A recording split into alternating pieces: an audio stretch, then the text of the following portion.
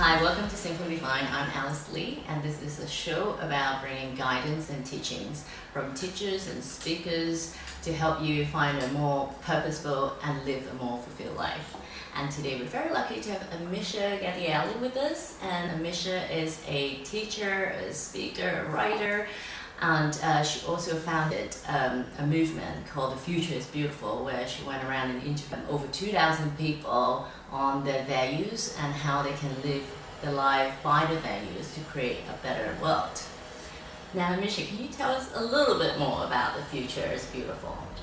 Yeah, so I started it in 2010, and it was in the run-up to the election that we were having, and I used to work in politics. I studied politics, and I realised that I was not at all excited about this particular election, and that not many people were when I was out and about talking to people. And I realised that what used to happen is that we would vote for a politician that represented our values and trust them to bring it forward. Exactly. Yes. And that then that had sort of shifted that trust in politicians, and also the idea that we could actually choose what it is that we wanted and what was important to us. So the project started by building this giant ballot box. I had a friend that was an artist that built one, and I took it around to events and festivals with these little voting cards that said, what is the future you choose? And got people to share their visions of the world that they want to live in. The project was called Think, Act, Vote, so kind of bringing in those different ways of how we manifest our vision and our values in the world. And really about it being how every day, through how we spend our time, our money, our energy, we're continuously voting for the world that we want to live in. Sure. It's about, so is that a bit more about being more conscious about your choices? Yeah, I mean, it's not necessarily prescribed what people's visions might be, but after doing this with so many people, we did it with thousands of people, and then it turned into a longer form interview where we took it from what's the future that you choose, but then also what's a think. So a think is something that has inspired that vision. It could be a story or a film or a documentary or a book or a quote or something like that. And then an act is something that we can all do in our daily lives. It doesn't cost anything, that is just a shift in behaviour. And then a vote is something that we can support. So it could be a political party, although not many people chose one, but it could be a campaign or something that is already creating that vision out in the world.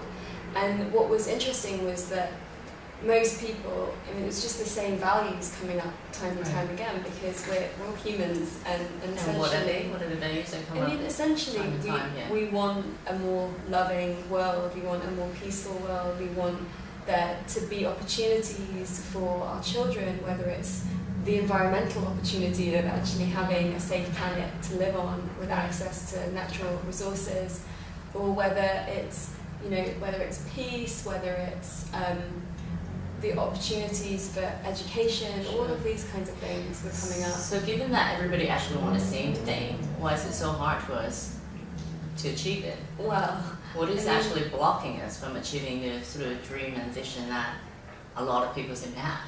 Yeah, it's a complicated one. But I think, everybody does on some level want these things, even people that are on the complete opposite side. But I think that sometimes different things come into play, people's jobs, and so they're trying to protect something else. I think that what we can do is, we do live in this world now where there are all these outside interests and corporate interests that are, in a sense, more in power than politicians, and that are more in power than us as individuals. And that's why we need to rise up more in ourselves and in our communities. And that's what this book was really about, reminding us that every single one of us has a vision and an opportunity to create a brighter future, to create a more beautiful future. And it starts by imagining what that is, actually taking the time to sit down and think, okay, what is it that I actually want? Like, what is the world that I want to be spending the rest of my life in, that I want to bring my children into? And then thinking, okay, so if that's what I want, how can I create it? How can I inspire other people to build this with me? How can I stand up and be counted And so really it's that if we all rise into those visions, then we become unstoppable.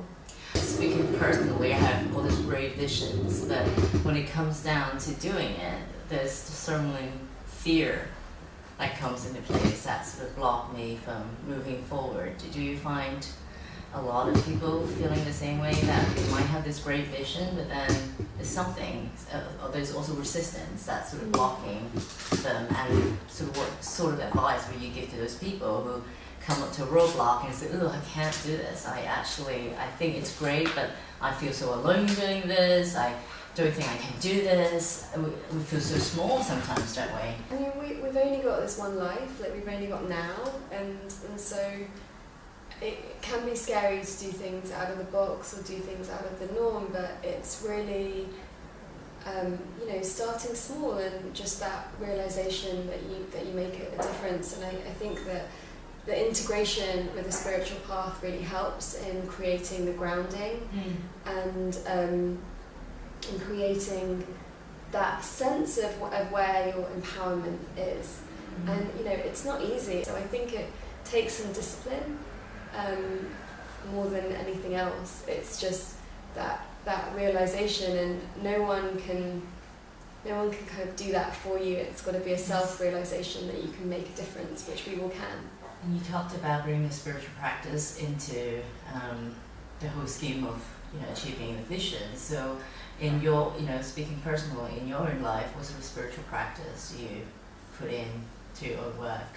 Yeah, I mean, I have quite an intense spiritual practice because, it's also, I work as an intuitive healer and as a yoga teacher and run retreats and teach classes. And so every day I am meditating, I'm chanting mantras, I'm doing physical yoga asana, I'm writing, I'm finding different ways to tap into the love that's inside rather than the fear, because it's very easy to get sort of swallowed up in fear and busyness. And for me, the journey with spirit came a bit later, like it was always there in the background rather than having it as a self-sustaining practice. And I completely burnt out, and then I realised as well that what was driving me to want to make the world better, part of it was coming from the heart, and was this very just wanting to make as beautiful an impact in the world as possible.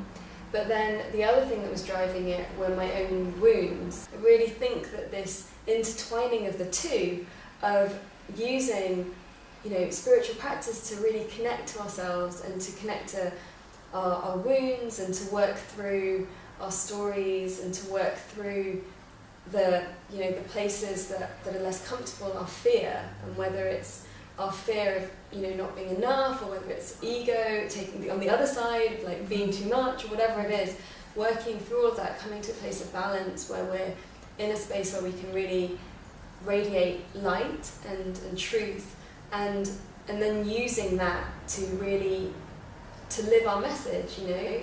I find a lot of people that I speak to, they often get a bit lost. They don't even know what their own values are. After all, this is a very much, in the West especially, a very money and fame driven world. And so a lot of people that I speak to, they are completely lost as to what they actually want in life. They don't have any idea.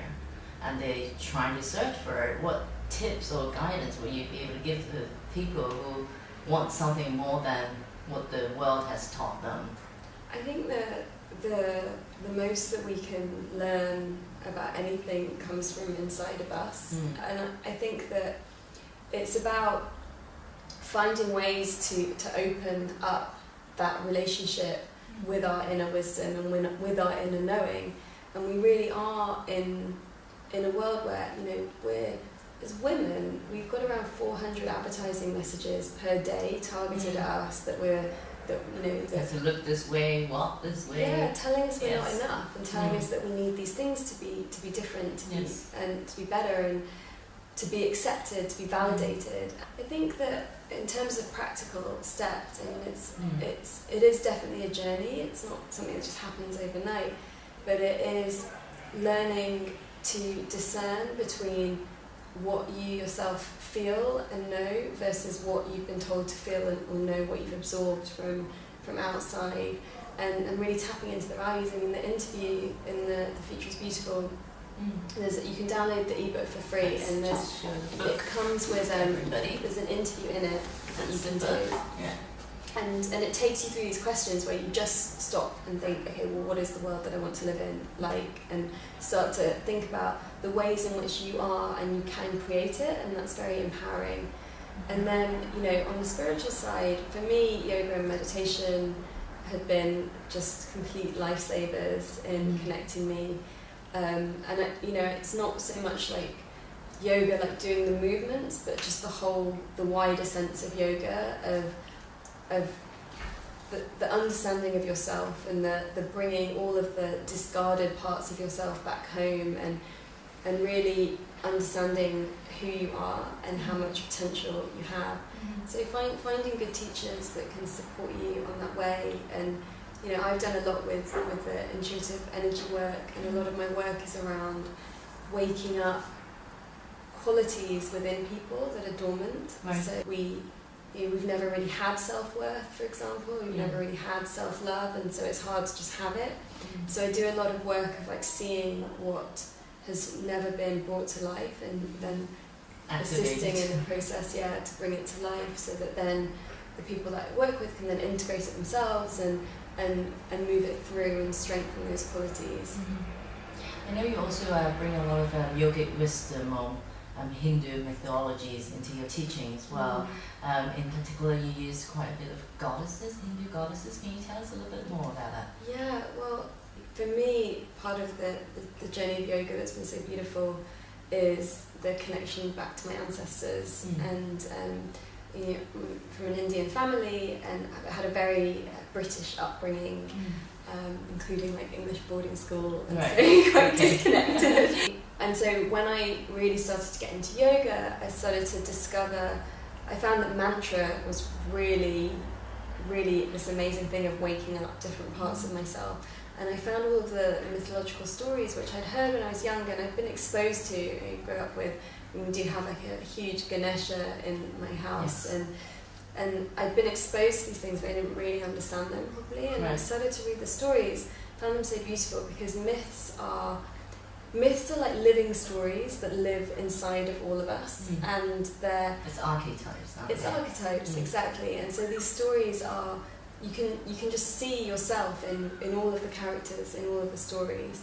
And what I love so much about the goddesses in particular is that, you know, they're real inner role models. They're the real trailblazers, the real entrepreneurs, the real people who have carved their own path. They've carved their own path, and how have they done that? They've done that by accessing these archetypes within them and accessing that inner knowledge. So what I find so beautiful about the goddesses is they are like these inner role models. And when you look at it from a tantric perspective, so not the sex stuff, but actually the ancient wisdom, then it's not like you're looking at these stories and that these are goddesses that you bow down to that exist in the sky, but they're actually just parts of you within yourself, and so you wake up these qualities. So Durga is the goddess of, she's the warrior, but she's completely motivated by the power of love and devotion, and with that power of love and devotion she can go into any battle and slay any demon. And that for me is really the activist within us all, that if we come from a place of love and practice and devotion, that we can find all of this power to slay whatever demons come into us. And the demons might be things like Monsanto and like these things that are happening out in the world, or they might be the demons in our minds that are telling us that we're not enough and we can't go forth and do this thing. There's no greater enemy than your own negative thoughts, really. Totally. And then you've got Lakshmi, who's the goddess of love and abundance, and she really teaches us that if we bring all of ourselves, if we unite our shadow, which, you know, the parts of ourselves that we don't like with the parts of ourselves that we do like, that we can really create something far more beautiful than we could even imagined. And would men be able to access that although they're goddesses, they sort of feminine energy. Would men also benefit or be able to access this type of? Absolutely. Yeah. So we all have within us the masculine and the feminine, and it's half of both of us. And so we all have within us all of these goddesses, and then we all have the masculine presence, and we need both. And so, and then Shiva represents all of the masculine, and it's not just Shiva. There's Ganesh, who's the remover or the placer of obstacles. Hanuman, who's like the monkey, who's like courage and devotion. So we call forth both of them. But it's and when you say call forth, are you mean meditating with them or saying the mantras? Or how do you? I guess activate or get access into that energy. Chanting's a really nice way, and reading the stories and even just recognizing the parts of them within us.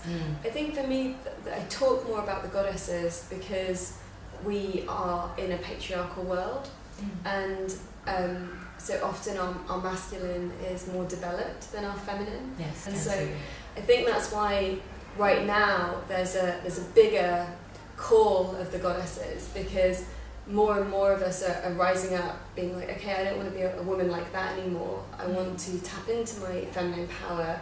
I want to call forth these different qualities and manifest those into the world and into our work.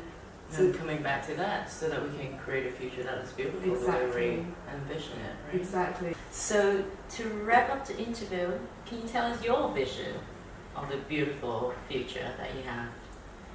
Yeah, well, mine is really about love and respect being the sort of the driving forces from within, and I think that encompasses all of it. And when you have love and respect for yourself, and then love and respect for everyone in your lives and for the environment, for the planet, then that sort of encompasses everything, and it becomes an inner compass of just knowing what the right thing to do is and how to use your time and your energy. Respecting other people's differences, but the choices. Also respecting what's bigger than us.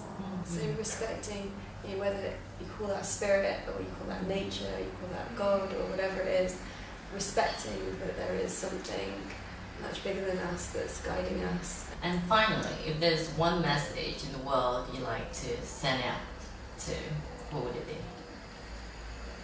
To find your own inner light and to shine it really, really bright, and never forget that you can make a difference.